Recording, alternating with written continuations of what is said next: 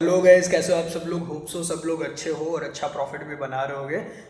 Video शुरू करने से पहले मैं बता देता हूँ, securities market are subject to market risk. यहाँ पे कोई भी बंदा शॉर्ट पैसे नहीं बना सकता।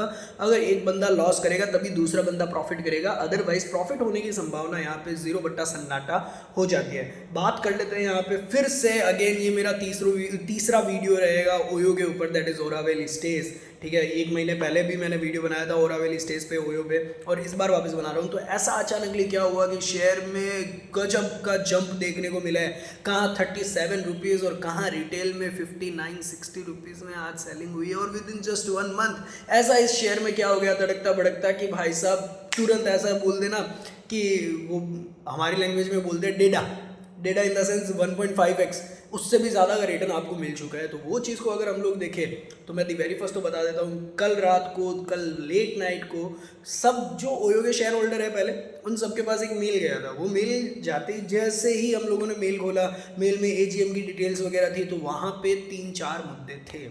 दी वेरी फर्स्ट, कोई अगर डायरेक्टर चेंज हो रहा है, कोई मैनेजिंग डायरेक्टर चेंज हो रहा है, वो तो सारी एक बात की बात है, उससे इतना फ़र्क नहीं पड़ता। पहला जो उसमें न्यूज़ था वो ये था, बोनस शेयर्स, एक पे एक बोनस। तो ये एक मेन न्यूज़ है। उसके अलावा जो सेकंड पॉइंट है वो है ओयो के फाइनेंशियल्स। ओयो के फाइनेंशियल्स जो भाई साहब भयंकर तरीके से ग्रोथ दिखाया है। इतनी देर तक ऐसा समझ लो कि सिर्फ न्यूज़ पे वो लोग रिपोर्ट दे रहे थे, लेकिन ऑडिट रिपोर्ट किसी के पास नहीं थी, एनुअल रिपोर्ट किसी के पास नहीं थी। कल इन्होंने एनुअल रिपोर्ट है जो जारी कर दी। एनुअल रिपोर्ट इन्होंने अपने शेयर होल्डर्स को सामने पब्लिश कर दी, शेयर होल्डर को मेल के थ्रू इन्होंने भेज दी।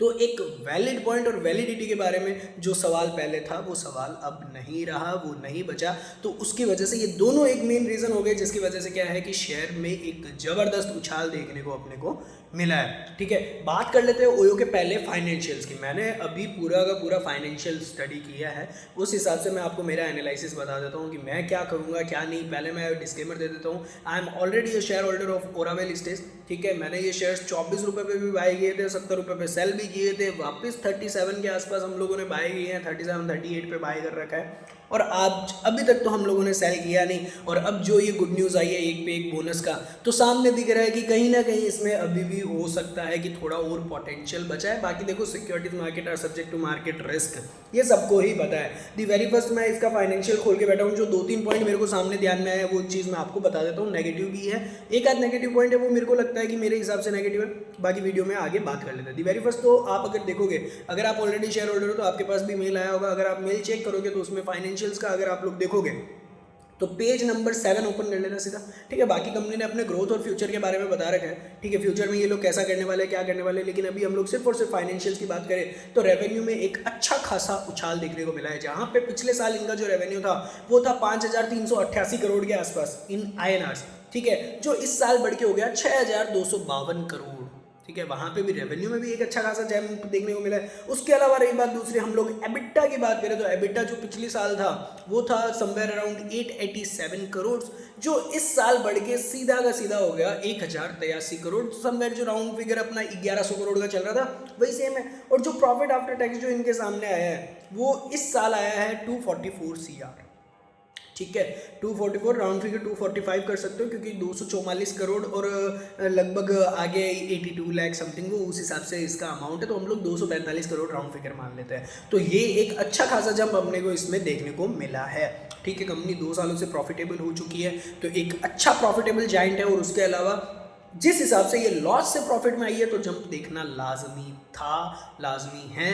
और मेरे हिसाब से अगर ये ग्रोथ कंटिन्यू रहती है तो आगे भी इसमें जंप देखी जाएगी। एज लाइक जोमेटो, जिस वक्त हम लोगों ने जोमेटो में काम किया था कोई उस शेयर में इन्वेस्ट करने के मूड में नहीं था, बट जोमेटो एक फ्यूचरिस्टिक बिजनेस है जो हम लोगों ने पहले ही वो बोलते ना कि हम लोगों ने परख लिया था। और हमारा एनालिसिस यही कह रहा था कि ये कम से कम 2000 की जैसी की चीज़ है। अभी तक 330 आई है, अभी तक हमारे शेयर होल्डिंग मतलब ऐसा समझ लो कि मेरे डीमेट में पड़ा है। I am already a share holder of eternal, जो पहले जोमेटो था, नाम उनका चेंज हो चुका है। नए ज़माने का बिजनेस है, पुराने लोगों को समझ नहीं आने वाला, मेरे को यहाँ पे पोटेंशियल दिख रहा है।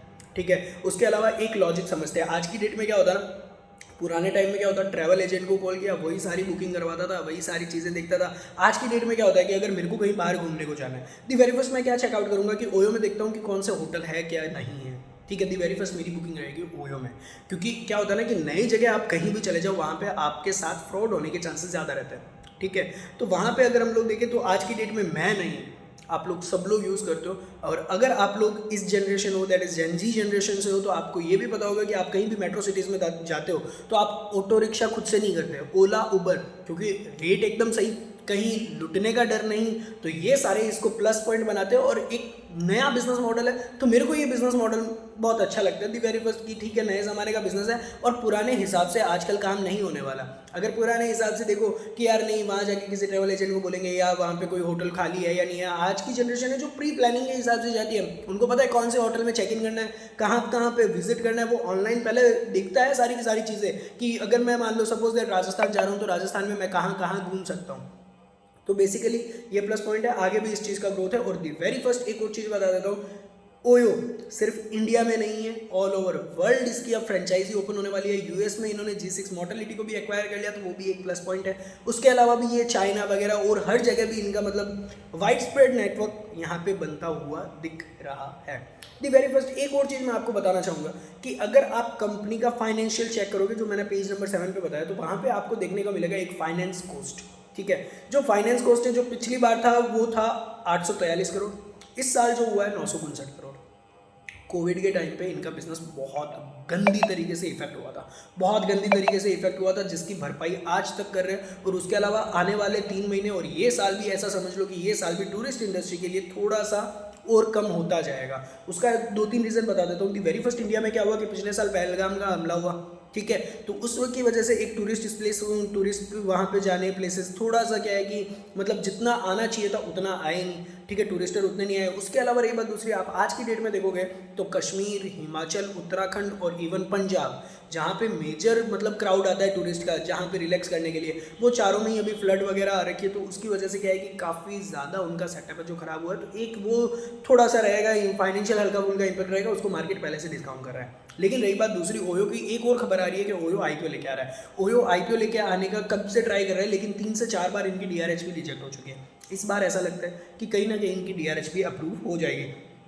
अगर डीआरएचपी अप्रूव होती है तो ये टारगेट करेंगे 12 से 13 हज़ार करोड़ के आईपीओ का। अगर 13 हज़ार करोड़ का ये आईपीओ लेके आते हैं तो इनका जो ये डेट है, डेट जो मैं आपको अभी बता देता हूँ, डेट के लिए आपको देखना पड़ेगा 156 नंबर पेज। 156 नंबर पेज में देखोगे तो इनकी जो बोरोविंग है, एक long term borrowing, short term borrowing, वो बचती है यहाँ पे एक तो 6,988 करोड़ और एक 155 करोड़। ठीक है, राइट। तो अगर टोटल मिला के और कुछ और जो बोरोविंग्स है वैसा करके लगभग इनकी जो बोरोविंग है वो मेरे हिसाब से जो मैंने कैलकुलेट करी है 9 से 10 हज़ार करोड़ के आसपास आ रही है। ठीक है, अगर उसकी बोरोविंग को देखें, अगर 12 हज़ार करोड़ का आईपीओ सेबी मंजूरी दे देता है, उसके बाद आईपीओ आता है, तो वो पूरा का पूरा इनको डेट रीपेमेंट में जाएगा। और अगर ये डेट रीपेमेंट में चला जाता है तो आपको सीधा मेरे को ये बताने की ज़रूरत नहीं है कि फाइनेंशियल्स में जो इंटरेस्ट इनका लग रहा है दैट इज़ 959 CR, वो खत्म हो जाएगा। और अगर 960 करोड़ का अगर ब्याज खत्म हो रहा है, आप लोग सब लोग व्यापारी आदमी हो तो आपको एक चीज़ अच्छे से पता होगी, अगर किसी भी कंपनी का ब्याज अगर खत्म हो रहा है तो वो सीधा सीधा प्रॉफिट पे इंपैक्ट करेगा। प्रॉफिट पे इंपैक्ट करेगा तो वो सारी की सारी कमाई है जो शेयर होल्डर की। ठीक है, ये 2-3 इसमें पॉजिटिव पॉइंट हो गए, तो उसकी वजह से क्या है कि ग्रोथ है। अब रही बात दूसरी नेगेटिव पॉइंट, नेगेटिव पॉइंट की अगर मैं बात करूँ तो दिव्याई फर्स्ट अगर ऐसा है कि इस बार भी अगर सेबी ने इनका डीआरएचपी रिजेक्ट कर दिया, उसके ऊपर कंक्लूजन ये बैठता है कि अगर ये एक का एक बोनस कर देते हैं तो ये जो आईपीओ प्राइस होगा, जो हम लोग अभी एक्सपेक्ट कर रहे हैं कि 58-60 के आसपास आना चाहिए, 70 के आसपास आना चाहिए, वो कहीं ना कहीं रह जाएगा 40 के आसपास, 30 से 40 के बीच में आना चाहिए। और अगर उस रेंज में आईपीओ प्राइस आता है तो सब्सक्राइब भी बहुत अच्छा होगा और उस रेंज में सेबी को भी कोई दिक्कत नहीं होगी।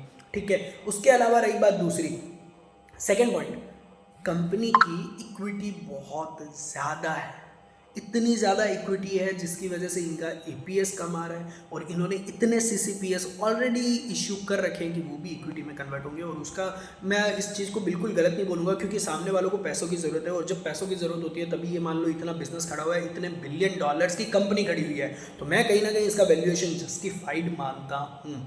ठीक है, आज की जो रेट है लगभग अगर आप ऐसा मानो कि 50 से 60 रुपए के बीच में अगर कहीं भी आपको ओयो का प्राइस मिल रहा है तो वो वैल्यूएशन कहीं ना कहीं जाके बनती है लमसम $4 बिलियन के आसपास की। ठीक है। तो अगर वो वैल्यूएशन से अगर ये 7 to 8 बिलियन डॉलर का अगर टारगेट करते हैं तो कहीं ना कहीं मेरे को लगता है कि ये उतना वैल्यूएशन नहीं लेके आएंगे। लगभग ऐसा समझ लें कि 6 बिलियन डॉलर के आसपास ये लेके आना चाहिए। तो 6 बिलियन डॉलर पे अगर ये लोग लेके आते हैं तो कहीं ना कहीं वो चीज़ हम लोग ऐसा देख सकते हैं, still the share has a potential of 1.5x times, ठीक है। उसके अलावा रही बात दूसरी, अगर ये ब्याज खत्म हो जाता है, ब्याज खत्म होते ही जो इसका प्रॉफिट यहाँ पे 244 करोड़ है वो सीधा का सीधा आपको 1100 से बाहर देखने को मिलेगा। कंपनी इतने साल लॉस में गई है तो उसका डीटीए भी है कंपनी के पास, तो टैक्स वगैरह का एडजस्टमेंट वो आप देख लेना जैसा भी है। लेकिन एक ओवरव्यू की बात करूँ तो बहुत अच्छा खासा प्रॉफिट में अपने को जंप देखने को मिल सकता है और नए तरीके का बिजनेस है। 2020 में फॉर श्योर अफेक्ट हुआ है, 2020 में ये क्या बहुत लंबे बहुत अच्छे बिजनेसेस भी अफेक्ट हुए हैं, तो उसकी भरमार इन्होंने बहुत अच्छे तरीके से कर लिया। एक रीग्रोथ स्ट्रेटजी वो बोलते हैं ना, रीग्रोथ स्टडी है, मेरे हिसाब से ये शेयर मेरे को काफ़ी अच्छा लगता है। उसके अलावा रही बात दूसरी, अगर आपको मेरा ट्रैक रिकॉर्ड देखना है तो पिछले 1.5-2 सालों से जितने भी यूट्यूब वीडियो है आप सब खंगाल लो, मेरे हिसाब से 99% एक्यूरेसी से सारे के सारे टारगेट हिट हुए और एक एक वीडियो अगर आप उठा के देखोगे तो आपको पता चलेगा कि कितना डीप एनालिसिस हम लोग ऑलरेडी करके बैठे हैं। उसके अलावा रही बात दूसरी, ओयो के बारे में अगर जानना है, ओयो का जस्ट 1 महीने पहले ही मैंने एक वीडियो अपलोड करके रखा है, वो वीडियो में देख लेना। मैंने 37-38 के प्राइस का बोला है और मैंने क्लियर कट बोला है कि मैं इसमें बैट खेलूँगा। अगर कोई चीज़ मैं 1 महीने पहले 37 में खरीद रहा हूँ और आज अगर मेरे को 57 का भाव मिल रहा है, बहुत होता है भैया। यहाँ पे स्टॉक मार्केट में लोग अगर 3% का रिटर्न, मंथली रिटर्न जो बोलते हैं ना कि 36% 24% का रिटर्न कोई निकाल लेना, वो बड़ी बात मानता हूँ मैं। और यहाँ पे कितना रिटर्न मिल रहा है, हालांकि ठीक है यहाँ पे पूरा पैसा इन्वेस्ट नहीं कर सकते, लेकिन स्टिल ये शेयर ऐसा है कि मैं तो यही बोलता हूँ कि यार पोर्टफोलियो में थोड़ा सा रिस्की आप रख सकते हो कि बाई चांस ठीक है थोड़ा बहुत रिस्की में हो ना, अगर ये रिटर्न देगा तो मल्टी बैगर रिटर्न देगा, ठीक है। तो वो चीज़ है। उसके अलावा अनलिस्टेड मार्केट में अगर आप घुस रहे हो तो आपसे हाथ जोड़ के निवेदन है कि आप थोड़ा लॉन्ग टर्म के हिसाब से घुसे। यहाँ पे आना इजी है, निकलना थोड़ा सा मुश्किल रह जाता है, ठीक है। अगर आपका बंदा अच्छा है तो वो आपको तुरंत का तुरंत एग्जिट दिलवा देगा, अदरवाइज थोड़ा सा पैसे विड्रॉ करने में हल्का सा समस्या आएगी। रीज़न बिहाइंड द सीन आपको वो सेलर नहीं मिलेगा, मतलब बायर नहीं मिलेगा या उस हिसाब से, क्योंकि आप रेगुलर ट्रेड नहीं कर रहे। उसके अलावा रही बात दूसरी, आज की डेट में मैंने एक ग्रुप में एक और नया स्टॉक है, पूरी स्टडी वगैरह मैंने करके व्हाट्सएप ग्रुप पे डाल दी है, ठीक है। और स्टॉक का नाम मैंने नहीं बताया, मैं आपको ये चीज़ बता देता हूँ कि 15 अगस्त को मोदी जी ने लाल किले से भी बोला था कि इंडिया को सेमीकंडक्टर हब बनाने वाला है। तो बेसिकली सेमीकंडक्टर के ऊपर ही है, सेमीकंडक्टर चिप्स मैन्युफैक्चर करती है वो कंपनी, तमिलनाडु बेस की कंपनी है।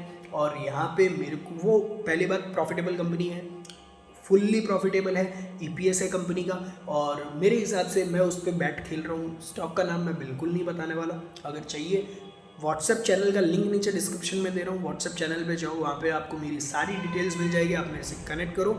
और रीज़न बिहाइंड द सीन देखो ऐसा है कि अगर आपको माल चाहिए तभी आप इन्वेस्टमेंट करना, तभी मतलब माल चाहिए तभी आप मैसेज करना, सिर्फ नाम जानने के लिए तो बिल्कुल भी मत करना। क्लियर कट इन्फॉर्मेशन, एकदम सिंपल सी चीज़ है, ठीक है। उसके अलावा रही बात दूसरी, बाकी और अनलिस्टेड शेयर्स के वीडियो आप डिस्क्रिप्शन में जाओ या फिर मतलब पूरा चैनल पे जाओ, आपको सारे के सारे वीडियोस मिल जाएंगे, आप चेक कर लो। अभी तक एज ऑफ नाउ अपना कोई एक आध स्टॉक अगर रह गया है तो रह गया है, बाकी आपके सामने पूरा का पूरा डेटा पड़ा है, आप चेक कर सकते हो कि हमारा एनालिसिस हम लोग किस कदर करते हैं, ठीक है। तो एक चीज़ और है, यहाँ पे तुक्का नहीं लगता, यहाँ पे अगर आप एनालिसिस करोगे, रिसर्च आपका अच्छा है तो आपको hard work always page of. आप अगर फाइनेंशियल्स देख के अच्छे से इन्वेस्ट कर रहे हो तो फॉर श्योर है कि आपका पैसा बनेगा। और यहाँ पे इन्वेस्टमेंट के लिहाज से छोड़ के अगर आप वैसे सोचो, आप अगर किसी के शेयर्स ले रहे हो तो आप ओनरशिप परचेज कर रहे हो, और आप कौन से धंधे में ओनरशिप परचेज करोगे जो आपको वैल्यू वर्थ लगेगा। लेकिन हम लोग क्या करते हैं स्टॉक मार्केट में, तो भाई आपके पास कोई टिप आई गया, भाई कोई टिप आई गया, वो टिप के बेस पे स्टॉक मार्केट नहीं चलता। किसी धंधे का अगर आप ओनरशिप खरीद रहे हो तो पहले धंधा देखो कि धंधा कितना प्रॉफिटेबल है, कितना अच्छा है, कितना नहीं, उस हिसाब से उसमें इन्वेस्ट किया जाता है। और मेरी सोच थोड़ी सी आज के ज़माने की है, तो मैं आज के ज़माने के हिसाब से अभी के व्यापार पे ही बैट खेलूंगा। मेरे से वो पुराने वाले व्यापार नहीं होंगे या पुराने वाले व्यापार पे बैट नहीं खेला जाएगा। अगर आप परचून की दुकान लेके बैठो, मैं उसमें इन्वेस्ट कतई नहीं करूँगा। रीज़न बिहाइंड द सीन मेरे को पता है यार वो पुराने टाइम का हो गया, मैं ब्लिंकिट में इन्वेस्ट करूँगा। लोग घर से जाके भाई साहब 2 मिनट का टाइम, मतलब नॉर्मल सी चीज़ है, आप किसी का इंतज़ार करोगे क्या? नहीं करते ना। तो वो सेम चीज़ है यार, कौन बंदा परचून की दुकान पे जाके परचून खरीदेगा। मैं तो सीधा ये हो गया कि यार बस फ़ोन उठाया, ब्लिंकिट किया, आ गया मेरे घर पे माल। दुकानदार से मतलब नहीं है, ब्लिंकिट से आ गया ना माल, तो ब्लिंकिट से अगर माल आ रहा है तो ब्लिंकिट वाला पैसा खा रहा है, ब्लिंकिट वाला पैसा खा रहा है तो मैं तो ब्लिंकिट में ओनरशिप खरीदूंगा, ठीक है। तो चीज़ें थोड़ा सा लॉजिकल सोचो। और उसके अलावा ठीक है, हो सकता है कि आपको मेरी सोच वो बोलते ना कि काफ़ी लोगों को समझ में ना आए, लेकिन मैं नए तरह के व्यापार में ही इन्वेस्ट करूँगा, पुराने तरह के व्यापार में मैं इन्वेस्ट नहीं करने वाला, ठीक है। और ये जो मेरा अनलिस्टेड शेयर्स जो सेकंड मैंने पिक किया है, मेरे हिसाब से वो भी अच्छा करना चाहिए। बाकी सिक्योरिटीज़ मार्केट है, सब्जेक्ट टू मार्केट रिस्क है, यहाँ ऐसा कुछ भी नहीं है। और अनलिस्टेड मार्केट में वही कंपनियाँ आती है जिनको पैसों की ज़रूरत होती है। अगर उनको पैसे ना मिले टाइम से तो वो कंपनियाँ बंद भी हो सकती है, शट डाउन भी हो सकती है, क्योंकि उनको लिटरली पैसों की ज़रूरत होती है। ऐसा बहुत रेयर चांसेस में होता है, लेकिन ये रिस्क यहाँ पे है, तो सोच समझ कर ही आए। और यहाँ पे मल्टी बैगर रिटर्न मिलते बिल्कुल देर नहीं लगती, क्योंकि आप अगर किसी भी शार्प का पोर्टफोलियो देखोगे, वहाँ पे लिस्टेड से ज़्यादा अनलिस्टेड शेयर्स आपको देखने को मिलेंगे। उसका एक लॉजिकल रीज़न है, क्योंकि मल्टी बैगर रिटर्न आपको सिर्फ और सिर्फ यही दे सकता है आज की डेट में, invest smartly, not like that कि जो पहले से जिस हिसाब से चल रहा है वैसे इन्वेस्टमेंट बिल्कुल भी नहीं होता, ठीक है। बाकी मेरे हिसाब से वीडियो में मैंने ओयो का काफ़ी कुछ कवर कर दिया, बोनस वगैरह, फाइनेंशियल्स वगैरह, और इधर उधर की बातें भी मैंने काफ़ी कर दी है। बाकी अगर मेरे साथ जुड़ना है, मेरे साथ वर्क करना है, मेरे ग्रुप में जुड़ना है या जैसा भी है, लिंक नीचे डिस्क्रिप्शन में, व्हाट्सएप चैनल पर मैसेज करो, आपको सारी की सारी डिटेल्स मिल जाएगी। व्हाट्सएप चैनल पर मेरा मोबाइल नंबर मिल जाएगा, सारी डिटेल्स मिल जाएगी, कनेक्ट करो, बताता हूँ, ठीक है। वीडियो पसंद आया और यहाँ तक देखा है तो लाइक ज़रूर कर देना, ठीक है। और बाकी अगर कोई और चीज़ समझ में आती है और कोई चीज़ में डाउट आता है, आप मैसेज कर सकते हो, आप व्हाट्सएप में, ये यूट्यूब पे कमेंट कर सकते हो, आपका सारा का सारा मैं कमेंट वगैरह देख लूँगा। और फॉर श्योर अगर आपका कोई डाउट, अगर जेन्युइन डाउट लगता है तो मैं उस पर वीडियो भी बना दूँगा। इसी के साथ बाय बाय, टेक केयर, और बस वीकेंड एंजॉय करो, बाय।